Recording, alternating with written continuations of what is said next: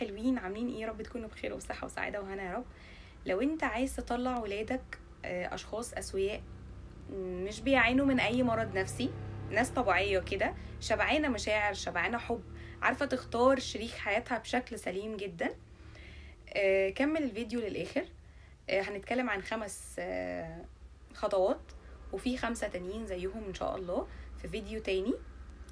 اول حاجة ان انت توفر 20 دقيقة في يومك ان انت تعبر عن كل حاجة حلوة مع ابنك، من غير بقى ما تقعد تقول بقى في نصح بقى وارشاد وتوجيه والمدرسة ومش عارف ايه والكلام ده.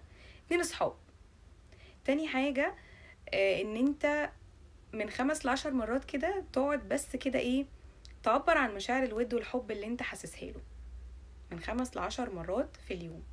طيب تمدح ابنك 5 مرات في اليوم على مثلا سلوك ايجابي هو عمله. تمدح ابنك برضو 5 مرات في اليوم على ايه؟ على شكله الخارجي، على ابتسامته، على عينه، على شعره، على مثلا اي حاجة فيه، نغزتينه يا سيدي. حلو كده.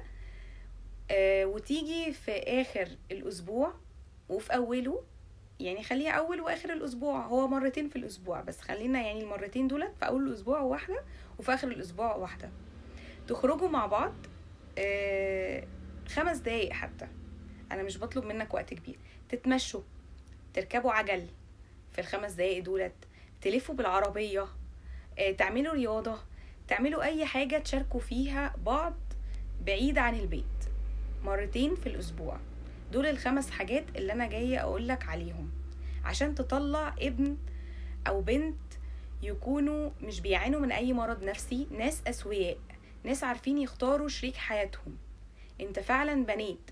ما تجيش تقولي انا هوفر منين وقت، لا، ما هو انت لو طول الوقت قاعد بتشتغل عشان توفر له مستوى معيشي معين، هو مش عايز منك المستوى المعيشي بس، هو محتاج انه يطلع شخص سوي، شخص ما بيعانيش من اي مرض نفسي. فرحتي جبت له فلوس ووفرت له حياة معيشة هايلة، بس طالع شخص مش سوي بس. شكرا.